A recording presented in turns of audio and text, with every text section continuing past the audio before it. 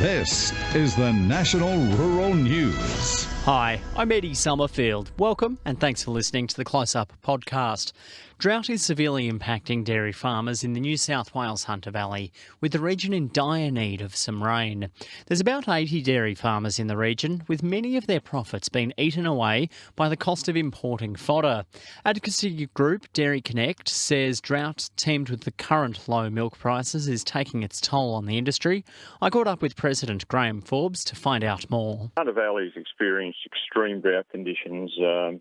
There's quite it's a narrow strip there that's missed out on rain for an extended period, probably 18 months that they haven't had any effective rainfall. So what does that mean for dairy farmers there? At the moment, it's putting extreme pressure on quite a number of farms, particularly if those farms are under any sort of duress. And we're seeing quite a number of large farms moving out of the industry there, and I think there'll be quite a number of other farms will actually follow that lead. So whilst production's back quite substantially at the moment, could be back about 20% on previous years, I believe we'll see a substantial permanent reduction in milk production in the Hunter Valley. What are the options, considering how long it's been?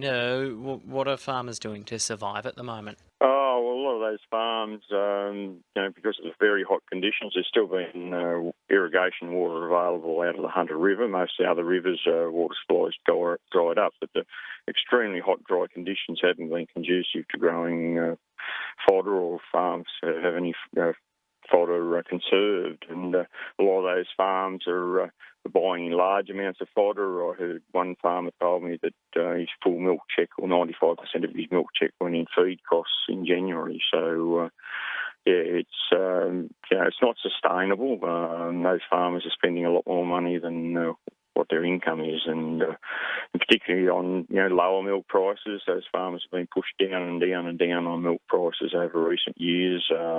There's not much resilience left on those farms. There is a government assistance available for those farmers. How does that help, and what exactly is available? Well, there's not a lot of assistance in comparison before. There's rural counsellors, there's welfare workers, as well as there's the family support scheme, but and also there's some low interest loans, but basically there's not much in there as grants that used to be available in drought conditions. What I guess is the message for people who aren't living in that region, but then do you have a message for farmers who have been impacted?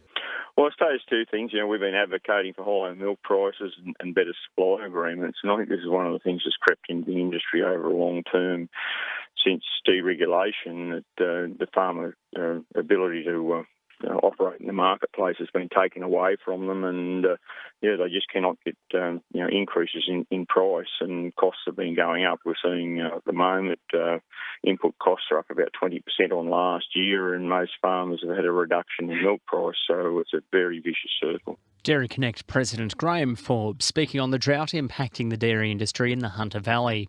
If you do want to support impacted farmers, Rural Aid is delivering hay bales to Hunter farmers through its Buy a Bale program. Donations are being accepted through buyabale.com.au/Hunter. That is a wrap from the National Rural Newsroom for today. I'm Eddie Summerfield. Hope you have a great afternoon. This has been the National Rural News.